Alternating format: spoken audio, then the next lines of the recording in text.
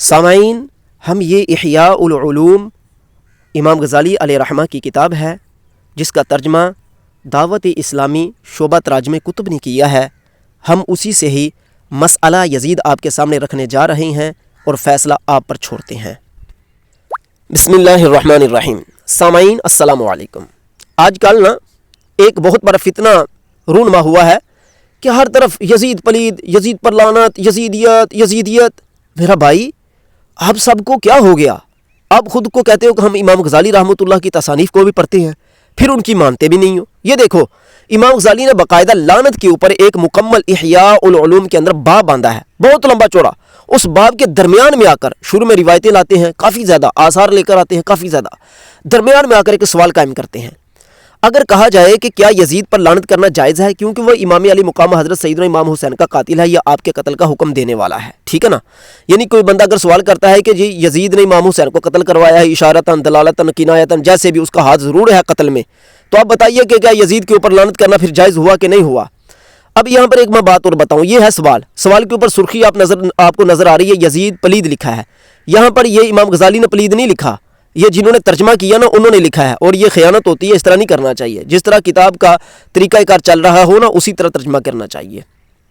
آگے کہتے ہیں امام غزالی رحمۃ اللہ نے اس بات کا یہ جواب دیا کہ ہم کہتے ہیں کہ یہ بات بالکل ثابت نہیں، یعنی کہ یزید سے یہ ثابت ہی نہیں ہے کہ اس نے اشارتاً، دلالتاً، کنایتاً کسی طریقے سے بھی امام حسین کو قتل کیا ہو یا کروایا ہو، یہ تو ثابت نہیں ہے یزید سے۔ لہٰذا جب تک ثابت نہ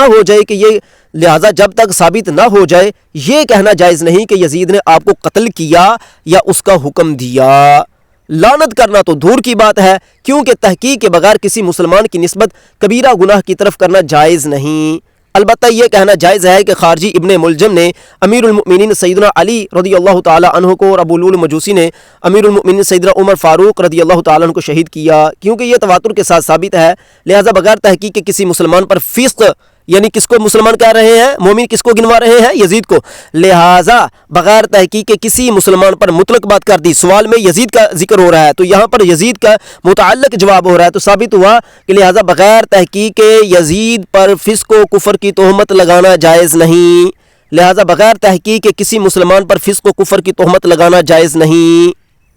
اب یہ نیچے جنہوں نے ترجمہ کیا نا وہ نیچے بہار شریعہ سے اور فتاوی رضویہ سے، اور جہاں جہاں پر فتاوی رضویہ بے تکا کلام کیا گیا ہے یزید کے متعلق، جی امام احمد بن حنبل کافر کہتے ہیں، جی یزید نے بے آب و دانہ رہ کر شہید کر دیا، جی یزید کے کہنے پر امام حسین کو شہید کیا گیا، وہ لمبا چوڑا سلیبس جو فتاوی رضویہ میں موجود ہے بغیر تحقیق کے، ٹھیک ہے نا، وہ سارا لا کر اس کے نیچے حاشیے میں ڈال دیا ہے، یہ رد کرنے کے لیے کہ امام غزالی جو ہے نا وہ ان کو پتہ ہی نہیں تھا۔ پتہ تو اعلیٰ حضرت فاضل بریلوی کو لگا تھا جنہوں نے فتاوی رضویہ میں لکھ دیا سارا کچھ، ٹھیک ہے نا، ان کو تو پتہ ہی نہیں تھا امام غزالی کو، بس ایویں ہی امام غزالی بن گئے تھے، ان کو تو پتہ ہی نہیں تھا، نہ انہوں نے تاریخ پڑھی ہوئی تھی، نہ ان کے پاس علوم تھے، بھائی انہوں نے ویسے ہی ادھر بات رکھ دی۔ بعض کہتے ہیں یہ تو امام غزالی کا تقویٰ ہے،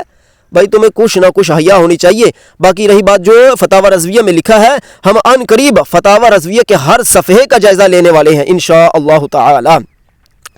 فتاوی رضویہ نے بزرگ امام احمد رضا خان ہمارے سر آنکھوں پر، لیکن یاد رکھیے کہ خود اعلیٰ حضرت رحمۃ اللہ کا یہ فیصلہ ہے کہ ہر تیز رفتار گھوڑے کو ٹھوکر لگتی ہے، ہر عالم سے خطا ہوتی ہے۔ آگے امام غزالی رحمۃ اللہ کفر کی تہمت لگانے پر، یعنی کہ بغیر کے کسی کے اوپر کفر کی تہمت لگانا جس طرح کہ یزید پر لگائی جاتی ہے، اس کے دفاع میں اب کہیں گے ہم کہ یہ یزید کے دفاع میں یہاں پر سوالوں پر یزید کے متعلق قائم ہوا، تو اسی کے دفاع میں امام غزالی کتنی روایت لے کر آئے۔ اب دفاع یزید جو ہے وہ تو امام غزالی نے کیا ہے، اب کہیے نا کہ امام غزالی سب سے بڑے ناسبی ہوئے، جیسا کہ جنہوں نے یہ نیچے حاشیہ درج کیا انہوں نے کہا ہے کہ جو بندہ امام حسین رضی اللہ تعالیٰ عنہ کے جو یزید کا ساتھ دیتا ہے، یزید کو اچھا سمجھتا ہے، وہ تو ناسبی خارجی ہے، وہ ناسبی خارجی ہے، یہ فتاوی رضویہ میں ہے، وہ ناسبی خارجی ہے، یہ حاشیے میں بھی ادھر لکھا ہوا ہے، تو پھر امام غزالی تو سب سے بڑے خارجی اور ناسبی ہو گئے، تو پھر اہل سنت جماعت کے پاس کیا بچا ہے؟ مجھے بتاؤ نا، جب امام غزالی ہی خارجی ناسبی ہو گئے تو پیچھے کیا بچا پھر ہے؟ یہ بات ہمیں سمجھ نہیں آتی کہ امام غزالی رحمۃ اللہ خارجی اور ناسبی بن جائیں اور ہم سنی بن جائیں، ہمیں یہ بات سمجھ نہیں آتی۔ آگے امام غزالی کفر کی تہمت لگانے پر کلام کر رہے ہیں، ٹھیک ہے نا۔ اب یہ دیکھیں یہ نیچے سارا حاشیہ آ رہا ہے، وہ سارا کا سارا وہ جو بہار شریعت یا احکام شریعت کے اندر موجود ہے کہ یزید کے متعلق ائمہ اہل سنت کے 3 قول ہیں، امام احمد وغیرہ اکابر اسے کافر جانتے ہیں۔ بھائی امام احمد اسے کافر نہیں کہتے، ہم امام احمد بن حنبل کی تحریریں بھی بیچ دیں گے انشاءاللہ تعالی، اس پر ویڈیو بنا دیں گے۔ آگے جی امام غزالی وغیرہ مسلمان کہتے ہیں، اچھا جی آگے ہمارے امام سکوت فرماتے ہیں کہ ہم نہ مسلمان کہیں نہ کافر، لہٰذا یہاں بھی سکوت کریں گے۔ لو بھائی، یزید کو ہمارے امام اعظم ابو حنیفہ نہ مسلمان مانتے ہیں نہ کافر، یہ جھوٹ ہے بھائی۔ امام اعظم ابو حنیفہ رحمۃ اللہ یزید کو مسلمان مانتے تھے، ٹھیک ہے نا۔ احناف کا جو مذہب ہے ہم باحوالہ وہ بھی ذکر کر دیں گے، ٹھیک ہے۔ امام غزالی رحمۃ اللہ نے یہاں پر جو مسئلہ ذکر کیا، اتفاقی مسئلہ ذکر کیا ہے، امام غزالی نے کوئی اپنی ذاتی رائے نہیں دی۔ امام غزالی کے پاس امام غزالی ایک یزید کے مسئلے کو چھیڑنے کے لیے انہوں نے ایک پورا باب باندھا ہے لعنت کے اوپر، اور اس کے اندر یزید کے مسئلے کو لے کر آئے ہیں کہ امام غزالی کو نہیں پتا تھا کہ میں کیا کر رہا ہوں۔ میں شروع میں سے بھی اتنی روایت لے کر آ رہا ہوں، میں آخر میں بھی روایت درج کر رہا ہوں، جس طرح کہ ابھی تک یہ دیکھیں روایت چل رہی ہیں، کسی کو کافر یا کسی پر لعنت کرنے کے حوالے سے یہ روایتیں چل رہی ہیں۔ اب یہاں پر آ رہا ہے کہ مردوں کو برا نہ کہو، کیونکہ یزید کو برا کہا جاتا نا، تو اب یہاں پر روایت اسی ضمن میں آئی کہ مردوں کو برا نہ کہو، ان پر لعنت نہ کرو۔ یہ روایتیں جس نے پڑھنی ہو وہ پڑھ لے، میرے پاس اتنا وقت نہیں ہے، نہیں تو میں ساری روایتیں یہاں پر پڑھتا ہوں۔ امید ہے کہ انشاءاللہ تعالیٰ اگر اللہ تعالیٰ نے ساتھ دیا تو پھر کبھی میں پڑھ دوں گا۔ اب دیکھیں کہ یہاں پر وہی روایات آ رہی ہیں کہ صحابہ کو برا بلا کہنے کی مذمت۔ ظاہر ہے کہ جب یزید کو برا بلا کہا جائے گا تو اشارتاً کنایتاً دلالتاً کسی نہ کسی طریقے سے صحابی کو برا بلا کہنا ہی پڑتا ہے بھائی، دبے لفظوں میں کہنا پڑے یا ضمناً کہنا پڑے، بہرحال جب بھی یزید کے بارے میں کچھ کہا جائے گا بھائی، یزید کا تعلق ہی قرون اولیٰ سے ہے، صحابہ کے دور کے ساتھ ہے، تو پھر وہ اس کو گالی دینے سے تو صحابہ کو تو جائے گی یہ تو پکی بات ہے۔ آگے پھر بات آ گئی ہے کہ سیدنا امام حسین رضی اللہ تعالیٰ عنہ کے قاتل کو لعنت کرنا کیسا ہے، ٹھیک ہے نا۔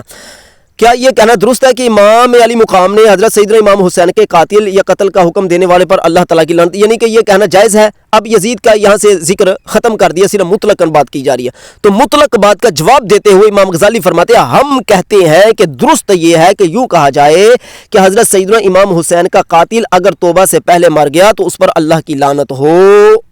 یعنی توبہ سے پہلے مر گیا تو اس پر اللہ کی لعنت ہو۔ اب سوال یہ بنتا ہے کہ یہاں پر امام غزالی نے اس بات کو رد کر دیا کہ امام حسین کے قاتلین کا پتہ نہیں۔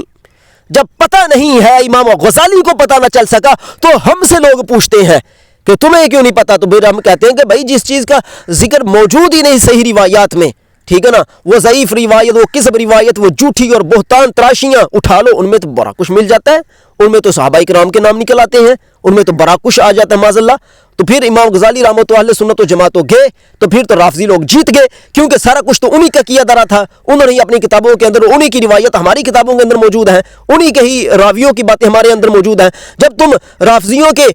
یزید کے مسئلے میں باتیں قبول کرتے ہو تو پھر ساری رافضیت کو قبول کر لو نا، ہاں، حنفی فقہ بھی چھوڑ دو، جعفری فقہ قبول کرو، ہاں، اثنا عشریہ بن جاؤ، چھوڑ دو اہل سنت و جماعت کی اماموں کو، بخاری مسلم پڑھنا ختم کر دو، بہار الانوار پڑھو ان کی،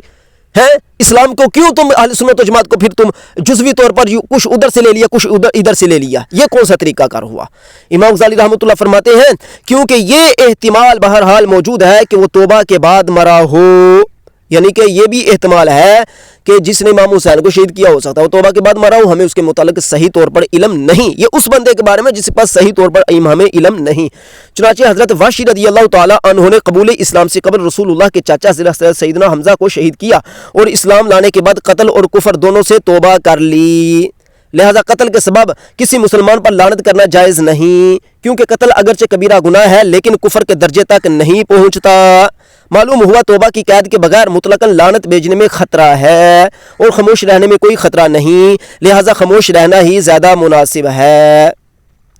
اب یہ آگے بھی بحث چل رہی ہے، ٹھیک ہے نا، یزید کے متعلق جو جوابات ہیں وہ یہاں تک موٹے موٹے، جہاں پر امام علی مقام کے رضی اللہ تعالیٰ کے متعلق سوال کیا گیا تھا، باقی یہ بات گفتگو ابھی اندر آگے بھی چل رہی ہے، ٹھیک ہے نا۔ یہ لعنت کرنے کے حوالے سے، لعنت کرنے والا نہ بننا، مومن کو لعنت کرنا قتل کے برابر ہے، آگے بھی شر کی دعا کرنا بھی لعنت کے قریب ہے، یعنی کہ کسی لیے بد دعا کرنا، گانا اور شاعری، یہ سارا کچھ ابھی تک چل رہا ہے۔ انشاءاللہ تعالیٰ اگلی نشستوں میں ہم مزید بیان کریں گے۔